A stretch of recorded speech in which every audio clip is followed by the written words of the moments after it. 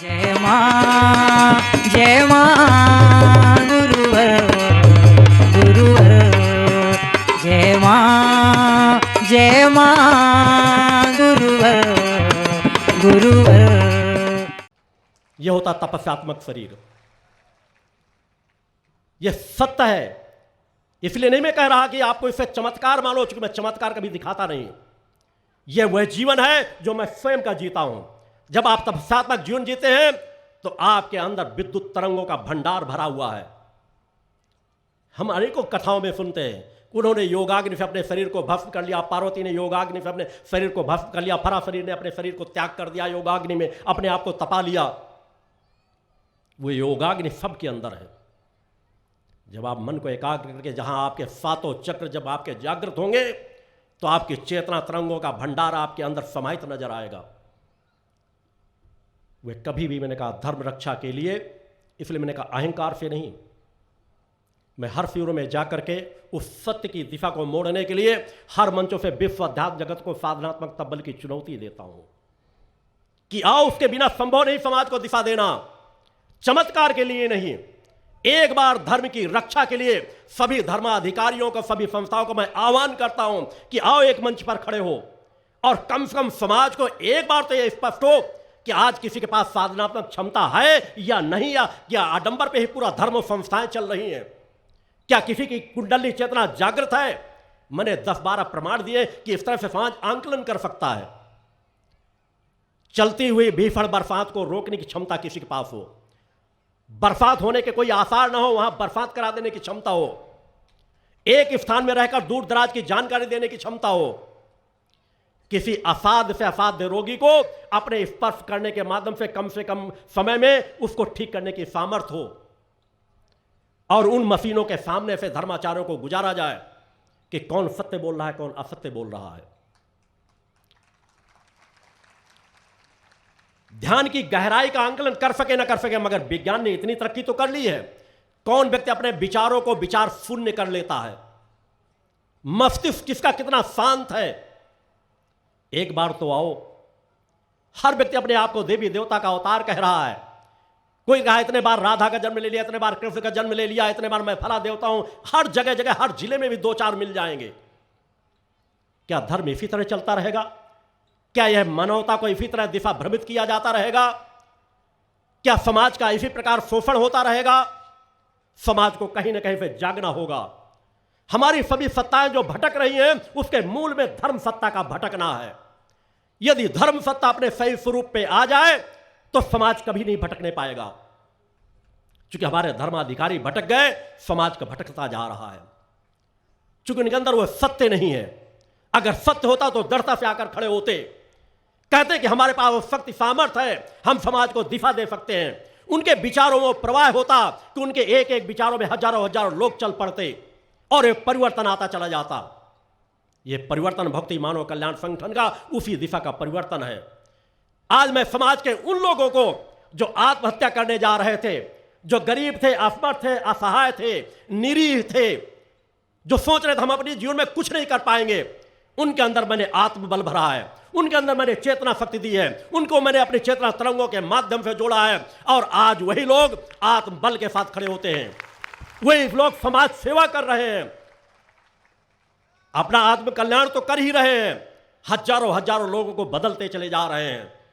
हम कहानियां तो सुनते हैं कि एक रक्त बीज था, जिसकी एक बूंद जमीन पर गिरती थी, दूसरा रक्त बीज पैदा हो जाता था। एक राक्षस के अंदर इतनी सामर्थ्य, तो क्या ऋषियों मुनियों के पास वो सामर्थ्य नहीं है कि अपने समान चेतनावान तरंगों के माध्यम से समाज के चेतनावान साधक साधिकाएं तैयार करते चले जाएं कि समाज में परिवर्तन आता चला जाए कि तुम एक को नष्ट करोगे, 10 में खड़ा कर दूंगा। आज यही मेरी हर मंच से रहती है कि अनीति अन्याय अधर्म को खुली चुनौती देता हूं कि तुम्हारे अंदर सामर्थ्य हो तो मेरे प्रवाह को रोक सको तो रोको। मेरा प्रवाह में जिस लक्ष्य की पूर्ति के लिए आया हूं, उस लक्ष्य के अंतिम मुकाम तक पहुंचा करके रहूंगा। भगवान की जय। मेरा शिष्य गरीब हो सकता है, मगर वह आत्मबल से परिपूर्ण होगा, विचारों से परिपूर्ण होगा, चरित्र से परिपूर्ण होगा। और समाज के यदि अनियत अन्याय अधर्म को खत्म करना है तो चरित्रवान समाज का निर्माण करना होगा। उसे अपने इष्ट से प्रगाढ़ता से जोड़ना होगा, उसे भक्ति आराधना पूजन के लिए बैठालना पड़ेगा, प्रेरित करना पड़ेगा कि जिस तरह नित्य आहार करते हो इससे भी कहीं ज्यादा जरूरी है। इस शरीर को भोजन दो या न दो, उससे ज्यादा जरूरी है अपने अंतःकरणों को ध्यान साधना में बैठ करके उसका आहार यही है कि तुम यदि अपने अंतःकरण की कोशिका अपने सातों चक्रों को ध्यान में बैठ करके पूजा वंदना स्तुति नहीं करोगे तो उन पर आवरण पड़ते चले जाएंगे, जिसके बल पर तुम चल रहे हो, बोल रहे हो, खा रहे हो, पी रहे हो। अतः उस पर ज्यादा सजग हो जाओ। तुम हो सकता है भूखे हो, दूसरा 10 प्रकार के पकवान खाता हो, तुम नमक रोटी खा करके संतोष करना तो सीख लो। तुम्हें ज्यादा तृप्ति मिल जाएगी, ज्यादा चेतना मिल जाएगी, ज्यादा सामर्थ्य मिल जाएगी।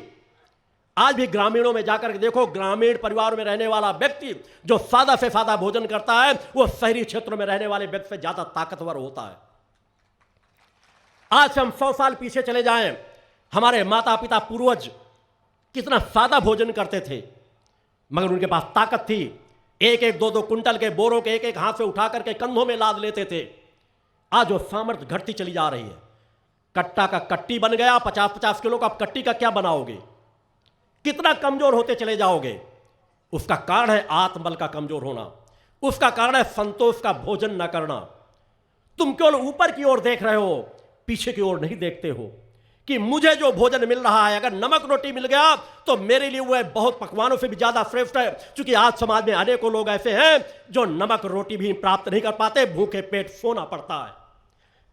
मेरे पास अगर जूते हैं तो अनेकों लोग ऐसे हैं जो पैरों पे चप्पल नहीं पहन पाते। मैं अपने बच्चों की फीस जमा कर लेता हूं तो इसी समाज में अनेकों लोग हैं जो अपने बच्चों की फीस नहीं जमा करा पाते। मैं अपने बच्चों को कपड़े दे लेता हूं तो अनेकों लोग इसी समाज में हैं जो फटे कपड़े उनके बच्चे पहनते हैं। जो तुम्हारे पास है उस पर संतोष नहीं, केवल ऊपर की ओर देखना चाहते हो। कितना ऊपर की ओर देखोगे, जितना ऊपर की ओर जाओगे उतना ही तुम छोटे बनते चले जाओगे, तुम्हारे रिश्ते छोटे बनते चले जाएंगे। पति पत्नी का प्रेम संबंध समाप्त होता जाएगा, बेटे माता पिता का बच्चों का प्रेम संबंध समाप्त होता चला जाएगा, केवल धन का रिश्ता रह जाएगा। धनवानों से जुड़ करके देखो, उनका बेटा सोता मेरा पिता कितनी जल्दी खत्म हो जाए, उसकी विरासत मुझे मिल जाए। पति पत्नी भी आपस में एक दूसरे से रिश्ते नहीं है। धन कभी आपके रिश्तों को प्रगाढ़ता नहीं दे सकता, धन आपको संतोष नहीं दे सकता। संतोष तो आपके विचारों से आएगा। इस शरीर को चाहिए क्या? आहार इतना चाहिए कि शरीर चलता रहे। जो भी सादा से सादा भोजन आपके पास हो जाए उसे शांति संतोष से ग्रहण करो। मगर नाना प्रकार की ये चाहिए, ऐसा चाहिए, ये मसाला पड़ना चाहिए, वो मसाला पड़ना चाहिए, बस आप लोग केवल मसाला बन करके रह गए हो। चेतना अंदर से समाप्त हो गई है, ताकत अंदर से समाप्त हो गए हैं, विचार अंदर से मर चुके हैं। उन विचारों को एक बार जगाओ, ठहरो, सोचो कि हम किस अंधी दौड़ में दौड़ते चले जा रहे हैं। हमें यहां कहीं ना कहीं रुकना है, हमें अपनी मूल ताकतों को अर्जित करना है। भौतिकतावाद की सभी ताकतें नाशवान हैं, हमें उन दीप्त ताकतों को हासिल करना है जिससे हमारी सामर्थ्य बने। मेरे अंदर इतनी सामर्थ्य आ जाए कि मेरे अंश से जन्म लेने वाला बच्चा भी उसी तरह का चेतनावान बने जैसा मैं चेतनावान हूं। आज तुम बच्चों से प्रेम नहीं करते। अगर तुम अधर्मी अन्यायी हो तो तुम्हारा जन्म लेने वाला बच्चा अधर्मी अन्यायी बनेगा अवश्य। तुम्हारे अंदर कुछ कमजोरियां हैं, तुम्हारे अगली आने वाली पीढ़ी और कमजोर होगी। अभी तुम्हारा पूजा पाठ में मन नहीं लगता, दूसरा पूजा पाठ करने के बारे में सोचेगा भी नहीं। क्यों अपनी मूल ताकतों को खोते जा रहे हो? एक बार सोचो, एक बार संभलो। देवी देवताओं के मंदिरों में न जाओ पाओ, अपने घर को ही मंदिर बना लो। अपने घरों में मां का ध्वजा टांग लो, घर की साफ सफाई रखो। घर का मंदिर बनाने का तात्पर्य नहीं कहता कि तोड़ करके मंदिर बना डालो। तुम्हारा जैसा घर है, एक कमरे का घर है, उस एक कमरे में घर में भी अपनी इष्ट की तस्वीर टांग लो। आरती करो, पूजन करो, रोज 2 मिनट बैठो। अगर मां की आराधना करोगे सच्चे मन से तो कहीं ना कहीं उससे सद्विचार पैदा अवश्य होंगे। जिस तरह अगर एक अन्न का दाना आपके शरीर में चला जाता है तो आपकी कुछ भूख मिटाता जरूर है। अरे उसकी इष्ट की आराधना करके तो देखो, जो ममतामयी है, कृपामयी है, करुणामयी है, उसे एक बार सच्चे मन से पुकार करके तो देखो। वह तुम्हारे कण कण में व्याप्त है, तुम्हारे घर में उसी प्रकार है जिस तरह मंदिरों और मस्जिदों गुरुद्वारों में है। सच्चे मन से केवल पुकारना सीख लो, और उस पुकारने के लिए पवित्रता की आवश्यकता है केवल, जो तुम सहज भाव से हासिल कर सकते हो। पवित्रता का तात्पर्य केवल शरीर को धुलसाफ कर लेना नहीं, शरीर के पवित्र बनाने के पहले अपने आहार को पवित्र बनाओ। यह तुम्हारा आहार पवित्र नहीं है तो सब कुछ बेकार होगा। तो सबसे पहले सजग हो जाओ। अगर तुम वास्तव में अपने ईश्वर से प्रेम करते हो, अपने गुरु से प्रेम करते हो, तो हर भोजन करने के पहले सोचो कि यह पवित्र आहार है या नहीं, यह मुझे अच्छी चेतना देगा या गलत चेतना देगा, यह मेरी सतोगुणी कोशिकाओं को प्रभाव करेगा या तमोगुणी कोशिकाओं को प्रभाव करेगा, यह मुझे सद्बुद्धि देगा या दुर्बुद्धि देगा। अतः उस विषय में सोचो। पवित्रता केवल बाहर की नहीं होती कि हम स्नान करके साफ धुले कपड़े पहन के पूजा पाठ में बैठ गए। आप गरीब हैं, एक कपड़े हैं, बगैर धुले भी कपड़े पहन के बैठ जाओगे तो भी आपको लाभ मिल जाएगा। अगर आपका अंतःकरण पवित्र है, आप अच्छा आहार करते हो, पवित्र भोजन करते हो, तो सबसे पहले भोजन पर सजग हो जाओ। कभी भी मांस का सेवन मत करो, तमोगुणी आहार से अलग अपने आप को करो, सात्विक आहार करो। जैसा आहार करोगे वैसे विचार आपके अंदर बनेंगे। मां की भक्ति, मैंने कहा कि मां की भक्ति केवल घंटी बजाना नहीं, मां के अर्थ केवल प्रार्थना करना नहीं, मां की भक्ति केवल जयकारे लगाना नहीं।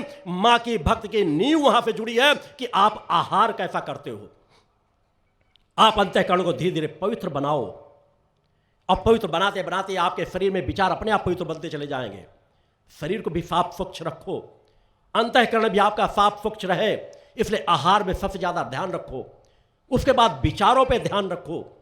नाना प्रकार के निगेटिव विचारों में जो आप 24 घंटे समय गुजारते रहते हो, विचार आपको भगाते रहे हैं, जिनसे कोई लेना देना नहीं, वो विकारात्मक विचार आपको भटकाते रहते हैं और उन्हीं विचारों में दिन दिन भर आप सोचते रहते हो, जिससे आपको कुछ नहीं प्राप्त होना। विकारात्मक जीवन और विकारात्मक जीवन की ओर लेता चला जाएगा। इस भूतल पर यदि एक पुरुष को भौतिकतावाद का सब कुछ सामर्थ्य सुख सुविधाएं ऐश्वर्य ला के उसके सामने रख दी जाए, तभी वो अतृप्त रहेगा। जिस मार्ग से तृप्त होना है उस दिशा सोचो, समझो, उधर पहचानो। विचार जब भी आपके नित्य प्रति, साधना का तात्पर्य सुबह शाम पूजा पाठ नहीं, 24 घंटे सजग। मेरे विचार हैं, मेरा मन है, मेरे अनुरूप चलेगा, मैं उसके अनुरूप नहीं चलूंगा। एक पल के लिए आपके विचार अगर लगे कि कहीं विकारात्मक चीज को स्पर्श भी कर रहे हैं, भटक रहे हैं, सोच भी रहे हैं, तुरंत विचारों की दिशा उधर से मोड़ो और सात्विक बातों को सोचने लगो। इसी को साधना कहते हैं, इसी को तपस्या कहते हैं। तपस्या केवल अखंड आसन में बैठ जाना नहीं, तपस्या केवल व्रत उपवास कर लेना नहीं। पहले आहार पर, दूसरा विचार की तपस्या करो। विचारों को शुद्ध बनाओ, पवित्र बनाओ, अच्छा सोचो, अच्छी बातों के बारे में ध्यान दो, अच्छे विचारों में अधिक रखो और नित्य प्रति आप अपना आंकलन करो कि आज मैं 24 घंटे में कितने समय मेरे अंदर निगेटिव विचार आए और कितने अंदर मिनट मेरे अंदर सात्विक विचार आए, और हर पर आंकलन करो। आज इतनी गलतियां हुई, कल इतनी से और कम गलतियां करूंगा, फिर और कम गलतियां करूंगा। एक एक दिन का हिसाब लो, फिर एक एक घंटे का हिसाब लेना प्रारंभ कर दो। आप कभी भटक नहीं पाओगे। और जब सात्विक विचार आएंगे तो सतोगुणी कोशिकाएं जब आपके शरीर में आएंगे तो आपका शरीर हर पल प्रसन्नचित रहेगा। हर पल आपको लगे मैं माँ अपने इष्ट की कृपा तरंगों के बीच हूँ, मैं माँ की कृपा तरंगों के बीच हूँ। और जब उसके बाद आपको सौभाग्य अपने इष्ट की आराधना करने के लिए मिलेगा, बैठने के लिए मिलेगा, तो आप अपने नेत्रों से नेत्र मिला सकोगे अपने इष्ट से, उनके चरणों पर देख सकोगे। क्योंकि तुम्हारे नेत्रों में होगी दिव्यता, तुम्हारे नेत्रों में होगी पवित्रता।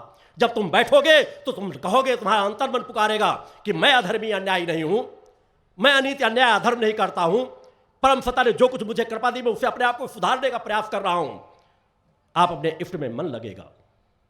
और जब अपने इष्ट से आप किस प्रकार आंखें मिलाते होगे, जब आप अनीति अन्याय अधर्म कर रहे हो, गलत रास्तों में चल रहे हो, जो कण कण में है वह हर जगह देख रही है, केवल पूजन स्थान पर ही आपको नहीं देख रही। अतः हर पल एहसास करो कि हर पल मेरा गुरु, मेरा इष्ट मेरे हर क्षण मेरे पास मौजूद है। वह हर कण कण का, हर क्षण का बराबर लेखा जोखा है और उसके लिए कुछ करने की जरूरत नहीं। आपका सुपर कंप्यूटर आपके अंदर बैठा हुआ है। आप ये मत देखो आंख वाँख उठा करके मैं गलत काम कर रहा हूं, पड़ोसी देख रहा है नहीं देख रहा, कोई दूसरा देख रहा है कि नहीं देख रहा। दूसरा देख रहा हो नहीं देख रहा हो, आपका सुपर कंप्यूटर जरूर देख रहा है। आपका सब कुछ इस शरीर के अंदर अंकित होता जाता है और हर दुष्कर्म का परिणाम का फल भी वही कंप्यूटर अंकित करता चला जाता है। क्योंकि परम सत्ता का इतना सुव्यवस्थित विधान है कि एक रोया भी इधर उधर नहीं हिल सकता। आप जैसे कर्म करते हो वैसा परिणाम, कि इसका परिणाम को कब, कहां, किस रूप से प्राप्त होगा वह उस तरह तुरंत अंकित होता चला जाता है और आपको हर अच्छे कर्म का परिणाम मिलेगा और हर बुरे कर्म का परिणाम आपको फतह मिलेगा। और वह आप देने वाले फतह हो, कोई दूसरा नहीं देता। आप देवी देवताओं को दोष मत दो, आपने जैसा कर्म किया आपका सुपर कंप्यूटर वैसा अंकित कर देता है। अंतःकरण आपके शरीर में कितनी व्यापकता है, कितनी दिव्यता है, इसको जब जानोगे समझोगे तब एहसास होगा कि मेरे हर क्षण का हिसाब उस कंप्यूटर में है। मैं सच्चा भक्त बन जाऊं, इसी में मेरा कल्याण है। एक बार विचारों की दिशा को बदल करके देखो, सही मार्ग में चल करके देखो। आज तो पूरा समाज भटकता जा रहा है। समाज को उधर से नहीं सुधार हो सकता, नीचे से सुधार हो सकता है। अगर समाज का सुधार करना है तो हर मनुष्य को जागना पड़ेगा, जो अपने आप को निस्सहाय समझ चुका है, अपना जब सोच रहा है मैं सबसे पीछे जा चुका हूं, मेरा कोई सहारा नहीं है। एक बार माता भगवती आदिशक्ति जगदम्बा का सहारा पकड़ करके देखो, एक बार अपनी आत्मा का सहारा पकड़ करके देखो, आपका कल्याण सुनिश्चित है। आज तो बड़ी बड़ी कथाएं होती हैं, आपको कहा जाएगा भागवत सुन लो आपका कल्याण हो जाएगा, रामायण सुन लो आपका कल्याण हो जाएगा। अरे जब कल्याण उन कथा वाचकों का नहीं हुआ तो तुम्हारा क्या कल्याण करेंगे? मैं इसलिए नहीं कहता, अगर उनको इस चीज का विश्वास होता कि एक बार कथा सुन लेने से कल्याण हो जाता है तो न मालूम कितनी बार कथा सुना चुके हैं। और आज देश के अगर मैं कह रहा हूं 9,000 में 999 कथावाचक ऐसे होंगे, अपने हाथों में रत्नों की अंगूठियां पहने होंगे, कथा सुनाते हैं, इष्ट पर इतना विश्वास करते हैं, बातें बड़ी बड़ी बातें करेंगे और फिर भी रत्नों के गुलाम हैं। आम मनुष्य रत्नों की अंगूठियां पहन ले माना जा सकता है, मगर जो अपने आप को धर्मगुरु कहते हैं, अपने आप को कथावाचक कहते हैं, अपने आप को बड़ा प्रदर्शित करेंगे, उन्हें अपने इष्ट पर विश्वास नहीं, उन्हें इतना एहसास नहीं कि अगर इष्ट की कृपा मेरे पर है, अगर इष्ट मेरी अंतःकरण में विराजमान है, मेरी आत्मा चेतनता की दिशा में है, तो वह रत्न मेरे लिए तुच्छ है। उन रत्नों को भी चेतना देने वाली वही मेरी इष्ट है, वही मेरे भगवान है। जब मैं रत्नों का गुलाम हो जाता हूं उसी दिन प्रमाणित हो जाता है इसे अपने इष्ट पर विश्वास नहीं है, इसने अपने इष्ट को हृदय में नहीं धारण किया। अगर इष्ट को हृदय में धारण कर लो तो फिर किसी चीज की आवश्यकता नहीं है। आप लोग भी देखो, टीवी शेड्यूल में देखने को मिल जाता है। अब वैसे कुछ कथावाचक रत्नों की अंगूठियां उतारने लगे हैं जब कथाओं में जाते हैं। अनेकों लोग मेरे संस्थानों में मेरे शिष्यों से झगड़ते रहते हैं फोन कर करके कि आपके गुरुजी तो हमें ऐसा कहते हैं, आपके गुरुजी ऐसा कहते हैं, रत्न धारण करने के बारे में कब कहते हैं। उन्हें समझाया जाता है, बताया जाता है कि मैं किसी संस्था का विरोधी नहीं हूं, धर्म का प्रचार प्रसार हो अच्छा है, मगर जिसके पास जितनी पात्रता हो वह उतना ही कहे। कथावाचक हो सिर्फ ये कहो कि हाँ मैं कथा सुनाता हूं, कथावाचक हूं। आज अनेकों कथावाचक अपने आप को गुरु समझने लगे हैं, भगवान समझने लगे हैं, त्रिकालज्ञ समझने लगे हैं। मैं ऐसे कथावाचकों के लिए कहता हूं, कथाएं कम, रास रंग रा नाच गाना, इसकी परिणत इतनी अधिक बढ़ती चली जा रही है। किसी मंचों में जाकर के देखो, उद्योगपति कथाएं कराते हैं और कथाओं में रामायण बहुत कम सुनाई जाएगी, गीता का उपदेश बहुत कम सुनाया जाएगा। नाच गाने के गीत इतने चलेंगे, लोग पहले तैयारियां करके आते हैं घरों से कि हमें नाचना है। उनके मंचों को देखो, केवल मैं नहीं कह रहा, और अगर यह कहना तुम नहीं सीखोगे तो तुम्हारा पतन इसी तरह होता चला जाएगा। इसी तरह वह अधर्मी अन्याय तुम्हारा शोषण करते चले जाएंगे, तुम्हें नचाते रहेंगे बंदरों के समान, मदारियों के समान, कि वहां बुलाएंगे, नाचो गाओ और तुम्हारा धन संपदा भी लूट करके ले जाएंगे। वो व्यवसायी हैं, केवल पैसे के लिए आते हैं, पैसा तय करके आते हैं, धन इकट्ठा करते हैं। आपके कल्याण से उनका दूर दूर का रिश्ता नहीं। अगर रिश्ता होता तो आज देवी देवताओं के मंचों में नृत्य गाने की तरफ न लोग बढ़ रहे होते। हम अपनी परंपराओं से दूर हटते चले जा रहे हैं। उनके कथाओं को देखो मंचों पे, जब कथाएं चल रही होगी तो जितने लोग बैठे होंगे सोफा सेटों में, मेरे यहाँ तो कोई सोफा सेट नहीं होते हैं, मेरी मजबूरी मान लीजिए। मैं साधक बनाने के लिए आता हूँ, सबको चाहता हूँ वहीं बैठो, थोड़ी देर बैठना सीखो, हो सकता थोड़ी तकलीफ हो। बड़े बड़े सोफा लगा दिए जाएंगे, मैं अपने हृदय में आपको बिठा कर रखता हूँ। ये मेरा मजबूरी है कि मैं इस मंच की रक्षा करता हूँ, मैं यहाँ बैठा हूँ, मगर हर पल पहले मैं सभी को अपने हृदय में धारण करता हूँ। अगर अंतःकरण से सोच करके विचार करके देखना तो बिना अहंकार के मैंने कहा है कि सभी मेरे हृदय में ससम्मान स्थान पाते हैं।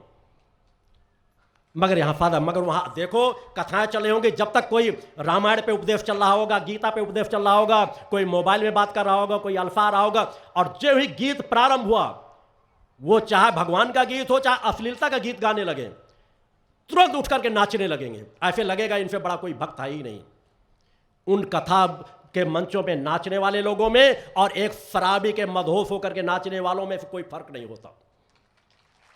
वो भी उसी तरह नाचता है शराब पी करके, और तुम उसी तरह गीतों में नाचते हो, और फिर घर में जाकर तो थकावट आई है, शरीर में थकावट लग रही है। चेतना का संचार शरीर को रोमांचित करता है, तुम्हें नचाता नहीं, तुम्हारे अंदर थिरकन पैदा करेगा, आंतरिक ऊर्जा को उसी को हजम करने की जिसके अंदर सामर्थ्य है। जब शरीर तुम्हारा थिरकने लगे अपनी भक्ति पर, अपने इष्ट के दर्शन करके, अपने इष्ट की भक्ति पर, अपनी इष्ट की स्तुति पर तुम्हारे शरीर में थिरकन आए, तो थिरकन को हजम करो अपनी सुषुम्ना नाड़ी के माध्यम से, और जिस क्षण उसको हजम करना सीख जाओगे, तुम्हारी चेतना तुम्हारी मूलाधार से ऊर्ध्वगामी होने लगेगी, मन की एकाग्रता आएगी। 1 मिनट का ऐसा रोमांचित क्षण आपको 24 घंटे चेतना देता चला जाएगा। आपको लगेगा मेरे अंदर चैतन्यता है। मैं पहले सरदर्द मेरा हो रहा था, मेरा तो सरदर्द दूर हो गया। मुझे पहले आलस्य लग रहा था, मेरा आलस्य दूर हो गया। मैं पहले कमर झुकाकर चल रहा था, मेरे अंदर लग रहा कि मेरी कमर थोड़ा सीधी हो गई। विकारात्मक कोशिकाओं को चैतन्य करना तो जानते हो, सतोगुणी कोशिकाओं को चैतन्य करके देखो कि जब तुम चैतन्यता में बैठोगे तो तुम्हारी भूख प्यास सब मिट जाएगी, तुम्हारी मेरुदंड अपने आप सीधी होने लगेगी, चेतना का प्रवाह ऊर्ध्वगामी होने लगेगा। तुम सभी कुंडलनी चेतना का जीवन जीते हो। फर्क इतना है कि कोई 1% जीवन जी रहा, कोई 2%, कोई 5%, कोई 10%, उससे पार जाना ही नहीं चाहते। उस चेतना को और बढ़ाओ, उस ऊर्जा को और बढ़ाओ, उस तप को और बढ़ाओ। उसके लिए बहुत सहज सरल मार्ग है। शुद्ध बन जाओ, पवित्र बन जाओ, पवित्रता से अपने इष्ट से रिश्ता जोड़ लो, नाता जोड़ लो, नफे मान से मुक्त चरित्रवान जीवन और चेतनावान जीवन जियो। सब कुछ सार उसी में छिपा है। एक बार जी करके 1-2 महीने के लिए देखो, फिर तुम देखो कि तुम्हारे अंदर परिवर्तन आ रहा है कि नहीं। अगर ना आ रहा हो तो तुम मत उस मार्ग में बढ़ना। अगर 1-8 महीने का जीवन जी के देखो, अगर लगे कि इसमें मुझे अच्छा लग रहा है, इसमें कुछ ज्यादा अच्छा है, तो फिर उस मार्ग को आगे बढ़ाते रहना। नशे से आज पूरा समाज भटकता चला जा रहा है। या देवी सर्वभूतेषु शक्ति रूपेण संस्थिता, नमस्तस्यै नमस्तस्यै नमस्तस्यै नमो नमः। पंच ज्योति शक्ति तीर्थ सिद्धाश्रम, मां की कृपा और गुरुदेव की अमृतवाणी का पावन संगम। एक ऐसी पवित्र भूमि जहां मां भगवती की ज्योति हर दिल को रोशन करती है, जहां परमहंस योगीराज श्री शक्तिपुत्र जी महाराज के चरणों में बैठकर हर मन की पुकार सुनी जाती है। पंच ज्योति शक्ति तीर्थ सिद्धाश्रम, जहां हर कदम पर साधना, हर सांस में भक्ति और हर पल में जन कल्याण की सुगंध बिखरती है। आओ इस अलौकिक यात्रा में शामिल हो और देखो कैसे एक आश्रम ने करोड़ों जीवन को बदला। युगवंदनीय धर्म सम्राट, युग चेतना पुरुष सद्गुरुदेव परमहंस योगीराज श्री शक्तिपुत्र जी महाराज के पावन चरणों में कोटि कोटि नमन, वंदन और प्रणाम। उनकी कृपा से एक ऐसी पवित्र स्थली का सृजन हुआ जो तप, योग, ध्यान और साधना का स्वर्णिम केंद्र है। यह है मध्य प्रदेश के शहडोल जिले की ब्योहारी तहसील में बसा पंचज्योति शक्ति तीर्थ सिद्धाश्रम, जिसकी नींव परम पूज्य गुरुवर्श्री ने 23 जनवरी 1997 को रखी। तब से यहाँ माँ भगवती की अखंड ज्योति जल रही है और 15 अप्रैल 1997 से श्री दुर्गा चालीसा का अखंड पाठ अनंत काल तक जन जन के कल्याण के लिए गूंज रहा है। हर सुबह और हर शाम जब सूरज की किरणें और चांद की चांदनी सिद्धाश्रम को चूमती हैं, तब परम पूज्य गुरुदेव जी माता भगवती आदिशक्ति जगत जननी दुर्गा जी सहित सभी देवी देवताओं और सहायक शक्तियों की आरती करते हैं। इस पावन बेला में भक्तों के हृदय मां की भक्ति में डूब जाते हैं। मूल ध्वज साधना मंदिर में भी रोज सुबह शाम होने वाली आरती में भक्तों का समूह उमड़ता है। यहाँ हर मन की पीड़ा मिटती है, हर शरीर को शांति मिलती है और हर आत्मा को सुख, शांति व समृद्धि का आशीर्वाद प्राप्त होता है। परम पूज्य गुरुदेव की कृपा ऐसी कि वे रोज सुबह और शाम भक्तों से निःशुल्क मिलते हैं। माँ के भक्त और गुरुदेव के शिष्य अपने मन की बात उनके चरणों में रखते हैं और बदले में समाधान व आशीर्वाद पाते हैं। अब तक 1 करोड़ से ज्यादा भक्त गुरुदेव से मिलकर उनके मार्गदर्शन से जीवन की राह पा चुके हैं। गुरुदेव की वाणी ऐसी कि सुनते ही मन में संकल्प जागता है। उनके आशीर्वाद से करोड़ों लोग नशे और मांसाहार से मुक्त होकर चरित्रवान और चेतनावान जीवन जी रहे हैं। हर दिन सैकड़ों लोग नशा छोड़ने की प्रेरणा लेने सिद्धाश्रम धाम पहुंचते हैं। पूज्य गुरुदेव के 20 लाख से अधिक दीक्षा प्राप्त शिष्य आज के अधर्म और अन्याय के दौर में भी मां की ज्योति से अपने घरों को आलोकित करते हैं। वे साधनात्मक जीवन जीते हुए आत्म कल्याण और जन कल्याण के पथ पर चल रहे हैं। क्या यह चमत्कार नहीं? सिद्धाश्रम धाम में पिछले 28 वर्षों से मां अन्नपूर्णा भंडारा चल रहा है, जहां सुबह शाम हजारों भक्तों को स्वादिष्ट और पवित्र भोजन मिलता है। और सुनो, यहाँ ठहरने की व्यवस्था भी पूरी तरह निःशुल्क है। क्या ऐसी जगह कहीं और मिलेगी जहां हर सुविधा मां की कृपा से मुफ्त हो? सिद्धाश्रम धाम की पावन सरिता के तट पर बनी त्रिशक्ति गौशाला देखकर भक्तों का मन आनंद से भर जाता है। हर महीने शुक्ल पक्ष की अष्टमी को गौ सेवा समर्पण दिवस मनाया जाता है, जब परम पूज्य गुरुदेव और पूजनीय शक्तिमयी माता जी अपने हाथों से गायों को रोटी खिलाते हैं। यह दृश्य देखकर हर भक्त का हृदय गदगद हो उठता है। गौशाला के पास ही स्वामी श्री राम प्रसाद आश्रम जी महाराज की समाधि मन को शांति देती है, और पास ही दानवीर गुफा स्थल हर किसी को असीम शांति का अनुभव कराता है। हर साल शारदीय नवरात्र में सिद्धाश्रम धाम में शक्ति चेतना जनजागरण शिविर का भव्य आयोजन होता है। लाखों भक्त यहाँ योग, ध्यान और साधना सीखते हैं, गुरुदेव के चेतनात्मक चिंतन को सुनते हैं और मां की अलौकिक आरती का आनंद लेते हैं। मां की कृपा और गुरुदेव का आशीर्वाद पाकर हर भक्त धन्य हो उठता है। 23 जनवरी सिद्धाश्रम स्थापना दिवस एक और पावन अवसर है। इस दिन अखिल भारतीय सिद्धाश्रम दौड़ प्रतियोगिता, योग भारती सामूहिक विवाह और शाम को सुर संध्या व कवि सम्मेलन का आयोजन होता है। क्या मजा है जब भक्ति और संस्कृति का ऐसा संगम देखने को मिलता है। सिद्धाश्रम धाम का जनसंपर्क कार्यालय हर जानकारी का खजाना है। यहाँ से मासिक सिद्धाश्रम पत्रिका और साप्ताहिक संकल्प शक्ति अखबार मिलता है, जिसमें गुरुदेव की ऋषिवाणी और प्रेरक लेख पढ़ने को मिलते हैं। और हाँ, यहाँ माँ के प्रसाद के रूप में शक्ति जल भी निःशुल्क मिलता है। इस शक्ति जल ने करोड़ों लोगों को नशे और बीमारियों से मुक्त कर चेतनात्मक ऊर्जा दी है। क्या यह मां की कृपा नहीं? जन कल्याण का एक और अनुपम उदाहरण है निःशुल्क वस्त्र सहायता केंद्र, जहां लाखों जरूरतमंदों को कपड़े दिए गए हैं। यह सिलसिला आज भी अनवरत चल रहा है। सिद्धाश्रम धाम में पौधारोपण का भी बड़ा काम होता है। परम पूज्य गुरुदेव जी महाराज एवं पूजनीय शक्तिमयी माता जी स्वयं समय समय पर पौधारोपण करके पर्यावरण को बढ़ावा देते हैं। सिद्धाश्रम धाम में अनेक प्रकार के फल, फूल और औषधियों के हजारों पेड़ों की हरियाली देखकर मन प्रसन्न हो जाता है।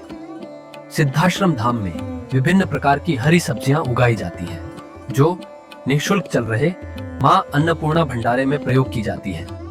परम पूज्य गुरुदेव जी ने मानवता, धर्म रक्षा और राष्ट्र रक्षा के लिए 3 धाराएं बनाई हैं।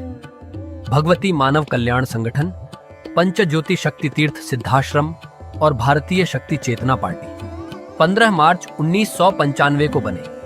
भगवती मानव कल्याण संगठन के 1 लाख से ज्यादा कार्यकर्ता नशा मुक्त, चरित्रवान और परोपकारी समाज बनाने में जुटे हैं। संगठन का नशा विरोधी आंदोलन इतना प्रभावी है कि पिछले कुछ सालों में 2000 से ज्यादा अवैध शराब माफियाओं पर कार्रवाई हुई।